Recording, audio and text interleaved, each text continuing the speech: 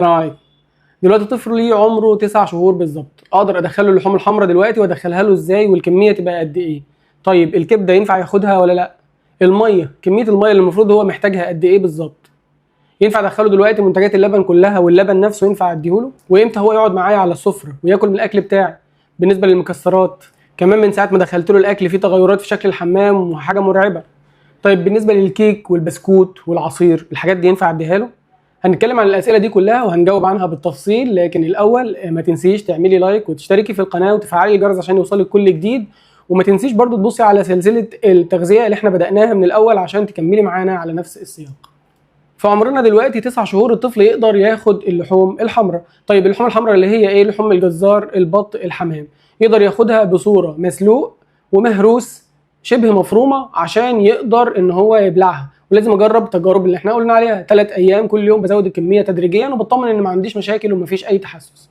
بالنسبه للكبده، الكبده بتاعت الفراخ هتمشي مع الفراخ من عمر 7 شهور او 8 شهور، وكذلك الكبده الجمسي برضه هتمشي معانا في العمر بتاعنا ده، وبتتقدم بنفس الصوره الى حد ما. انا بقدمها بنفس الصور، ما بضيفش توابل، ما بضيفش ملح. السموم البيضاء بنقول عليها قبل سنه ممنوعه، السكر والملح واللبن الكامل.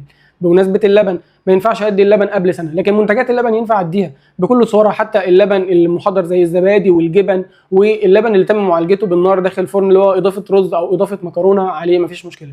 كل الجبن البيضاء مناسبه معانا، لكن الجبن الصفراء عليها شويه كلام. وكمان الجبن المطبوخه اللي هي المثلثات او السبريد، الجبن دي للاسف ما ينفعش لعمر الطفل خالص. في ناس عندها مشكله معاها ان هي عموما في التغذيه، لكن احنا بنقول ان كل الحاجات اللي عليها اضافات دي ما تنفعش قبل سنه، وكمان ممكن نستنى عليها لحد سنتين، زي بالظبط الكيك والعصير والبسكوت. الحاجات دي غلط جدا اضافتها قبل عمر سنتين، كل اللي فيها مواد حافظه. طيب انا هعمل له ده في البيت وهقدمه له من البيت، خلاص مفيش مشكله، هتعمليها بس بعد عمر سنه، سواء الكيك او البسكوت. طبعا العصير يفضل ان انا ادي للطفل الفاكهه بطبيعتها وصورتها عشان خاطر طعمها وعشان الالياف المفيده اللي فيها، وما يبقاش بس يا دوب صفيه الميه والسكر اللي فيها. لكن ممكن طبعا متاح ان انا ادي له الصوره دي بس بعد عمر السنه.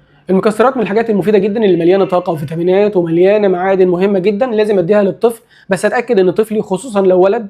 احنا ما عندناش تاريخ مرضي في العيله ان احنا عندنا انيميا الفول، وبدانا نديله البقوليات بكل اشكالها والحمد لله كويس. ابدا اديله المكسرات بس لازم اطحنها كويس جدا واضمن ان هي ما تعملوش اي مشكله.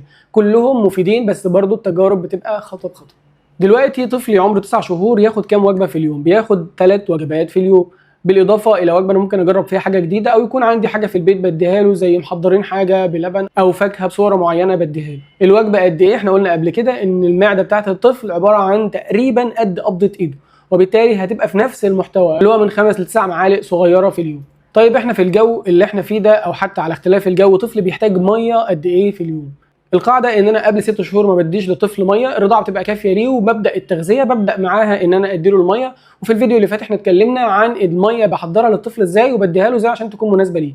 انا هديله الميه قد ايه بقى؟ تقريبا بيحتاج قد ايه؟ احنا قلنا 8 معالق كبار من الميه. المتوسط بتاعي في العمر اللي احنا فيه ده اللي هو عمر 9 شهور، انا بحتاج من 120 الى 240 مللي ميه، اللي هي ببرونه كبيره مليانه. متوسط يعني 200 مللي.